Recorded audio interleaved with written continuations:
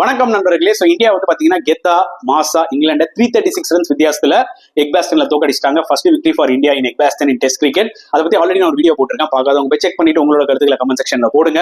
இந்த வீடியோல ஸ்பெசிஃபிக்கா நம்ம டிஸ்கஸ் பண்ண போற topic it's all about Akash Deep. மக்களே, ஃபேண்டாஸ்டிக் ஸ்பெல். ஓவரால் 10 விக்கெட்ஸ் எடுத்திருக்காரு இந்த ஒரு பர்டிகுலர் டெஸ்ட் மேட்ச்ல. பிளஸ் முக்கியமா 6 விக்கெட்ஸ் இந்த செகண்ட் இன்னிங்ஸ். அது ரொம்ப இம்பார்ட்டன்ட் ரீசன் இந்தியா வின் பண்ணதுக்கு. அதனால ஞாபகம் வச்சுக்கோங்க, இந்த ஒரு பர்டிகுலர் டெஸ்ட் மேட்ச்ல பும்ரா கிடையாது. அப்படின்னும் போது பாத்தீங்கன்னா சிராஜ் தான் ஸ்பேர் ஹெட். ஓகே, ஃபர்ஸ்ட் இன்னிங்ஸ்ல சூப்பரா போட்டு 6 விக்கெட் எடுத்தாரு.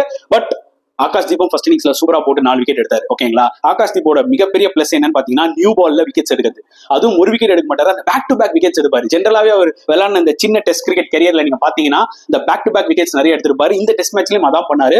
முக்கியமான தருணத்துல இந்தியாவுக்கு அந்த பேக் டு பேக் விக்கெட்ஸ் எடுத்து கேம் உள்ள எடுத்துட்டு வந்தாருன்னு தான் சொல்ல முடியும். அதுவும் 5th டேல நிறைய ஓவர்ஸ் போட்டாரு. ஒரு ஸ்டேஜ் மேல டயர்டே ஆயிட்டாருங்க அவர். இருந்தாலுமே he gave 100%. அவரோட ஹார்ட் ஒர்க், அவரோட அந்த அக்யூரேசினால தான் he took the 10 விக்கெட்ஸ்.